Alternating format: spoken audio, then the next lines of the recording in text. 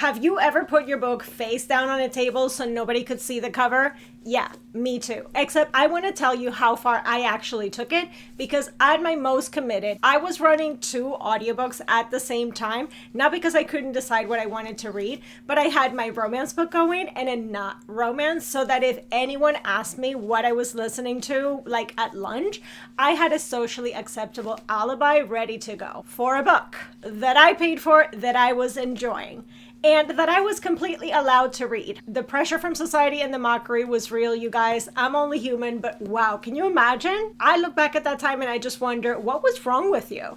Hi, I'm Francesca. Welcome to Under the Covers, and today we're going to talk about romance novel covers, specifically about why we hide them, what that actually means, and what finally changed for me. So grab your coffee and just join me for this personal chat. This was actually inspired by the fact that we are reading Tender is the Storm by Johanna Lindsey in our Ripped and Ravished Bodice Ripper book club. We are discussing this over on the Reading Under the Covers podcast, and I picked it because it is one of the most iconic and unapologetically bold bodice ripper romance covers of all time. But going back to the audiobook thing, that was peak of my worst years, right? But let me fill you in on the rest of the picture, because there was a whole system that I had in order to maintain what I consider this respectability in what I was reading. Granted, I have been reading romance for pretty much 3 decades, and let me tell you that getting my first Kindle was genuinely one of the more emotionally significant days of my reading life, and a big part of that was because of the shame around the covers and be seen in public reading them. But ebooks were already a thing before the Kindle, and I was actually reading ebooks on my phone as PDFs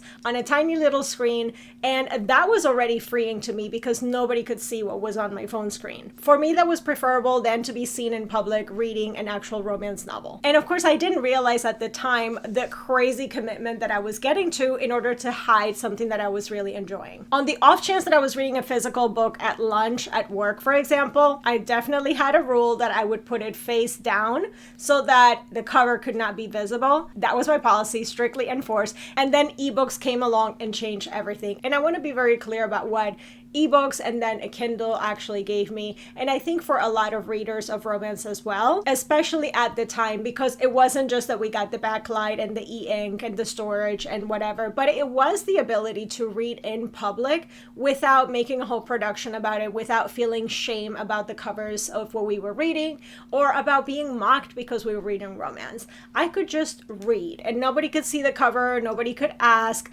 nobody had to give me any flicker or any look, and I was so happy about that. And I think that that is a wild sentence to say, but it was completely true. And I'm going to be completely honest here. It was not just a Clinch cover, because for a while I was deep in my paranormal romance era. You guys know that I love a paranormal romance and romantic suspense, and those covers, you know, the ones with the half-naked man on the cover, I love those covers. None of this, by the way, had anything to do with my love or not of the covers, but the cringe of what people are going to say. I was reading every single one of those books and I was loving them, and I love the covers for them, and I was going back for more. But at the same time, I was behaving as though the cover did not exist and was not in my possession. Like, no, I'm not going to talk about that. If someone came to visit at my house and they happened to go browse through my bookshelf, immediate panic. But spoiler alert, I got over it. And that's the story that I want to talk about here, because the embarrassment for me had a shelf life. I just didn't know it at the time. So here's the thing that I keep coming back to. Why? I love these books. I was actively seeking them out. I was spending money, and then I had to make up an alibi about loving them. What exactly was I protecting myself from? And the honest answer is that I had absorbed this idea from somewhere, i.e. society and standards and everything that has to do with putting down something that women enjoy, that was basically telling us that reading romance was something to be slightly embarrassed about.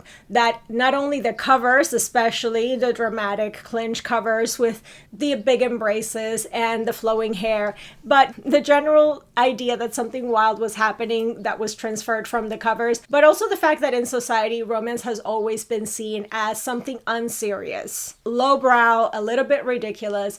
And I feel like for a lot of time, even though I was enjoying it, I internalized some of those beliefs as well without really examining that. And here's the thing that gets me when I look back at that is that the industry helped with that.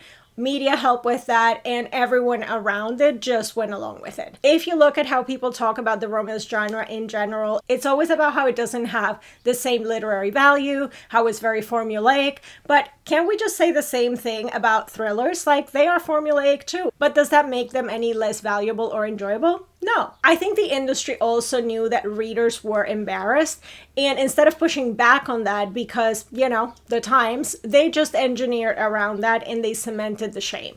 Because in the 90s and into the 2000s, we get the stepback covers, which were huge, and I've been thinking about that a lot, and I love a stepback. But at the time, the outer cover was really tasteful and demure, respectable, maybe a landscape, some flowers, the author's name with a very big font, but then you fold that back and you have the clinch, which is so nice. I love that as a reader, but it also makes me think that it's hiding that beauty. Nobody has to know when you're reading that in public because what you see is the very respectable cover that is not screaming romance in your face. So again, I've been thinking a lot about that because what the stepback was really saying was, here's the story and here's how you can pretend that it's something else in public.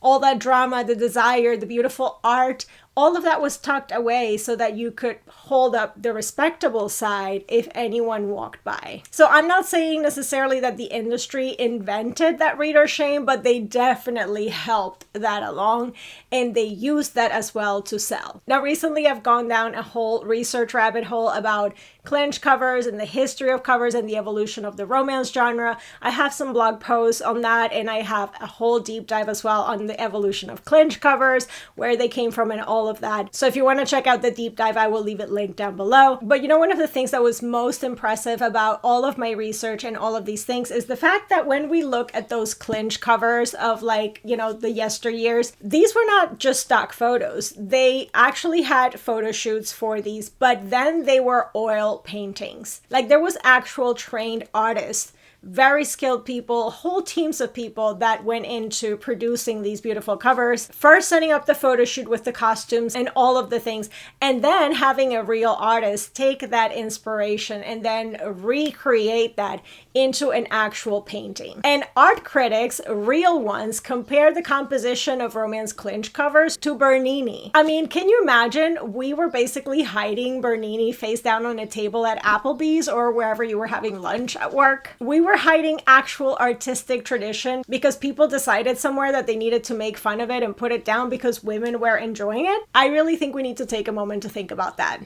And here's another thing that I've learned after decades of reading. The cover is not just packaging, right? It's an invitation and it's a conversation. And for a long time with historical romance, for example, I was not getting that invitation. The covers were not grabbing me by the collar and getting me to read the genre. So I almost missed an entire genre that I now love. And there is one book in particular that broke it open for me. I'm not going to tell you what that is right now because I do have a full video coming up soon where I talk about that, and I'm going to leave it linked when it's up. But the point is that I still found that invitation despite the covers, not because of them. And I think a lot of that was the preconceived notions that I had around romance novels, especially the clinch and the historicals. Also, before I keep going, I just really need to know, were you a face down on the table person? Did you at any point hide the romance books that you were reading? And were you as excited as me when the Kindle gave you the freedom to read what you wanted in public and not have to worry about the cover or people knowing that you were reading a romance? Definitely tell me and comment below. But now continuing on, here's the thing that for me personally, the covers is not what actually changed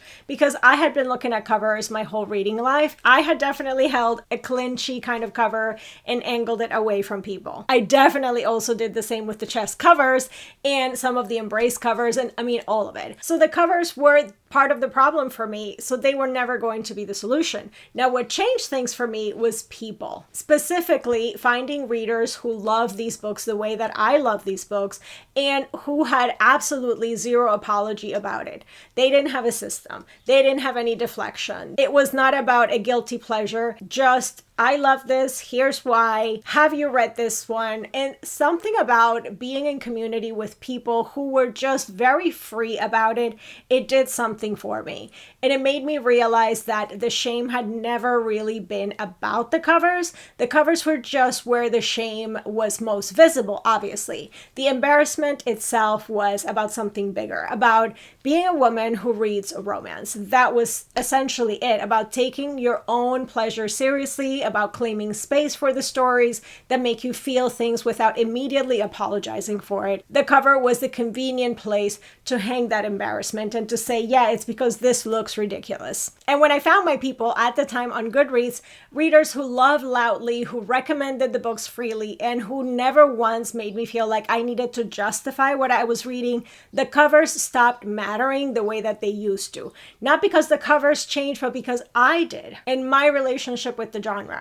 So here's what I think, and this is definitely a theory, so you can come for me in the comments or give me your opinions, but I think that every generation of romance readers has to learn this for themselves. The readers who came before us, the ones that claimed these books loudly and proudly without apology, they figured it out. Romance was theirs and they were not going to be quiet about it. And then something shifted. The industry pushed for being more quiet. And then a whole new generation of readers, my generation, inherited the embarrassment without even realizing it. Because we didn't choose it. It was already built into how everyone around us talked about these books, about the genre, about the covers, about all of it. So then we took this on because everyone else was doing it. Obviously, not all of us, because I did find those people that didn't feel that way, which was immensely helpful for me. But what I find genuinely hopeful is this, that if the shame was learned, it can also be unlearned, because none of this was ever the truth about these books. And we can shed all those beliefs and love these books loudly and unapologetically. And what I'm seeing now is that there's a whole new generation of readers who just didn't get that memo,